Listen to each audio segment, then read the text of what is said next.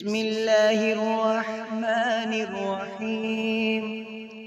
والعصر إن الإنسان لفي خسر إلا الذين آمنوا وعملوا الصالحات وتواصوا بالحق وتواصوا بالصبر. بسم الله الرحمن الرحيم. والعصر إن الإنسان لفي خسر إلا الذين آمنوا وعملوا الصالحات وتواصوا بالحق وتواصوا بالصبر. صدق الله العظيم.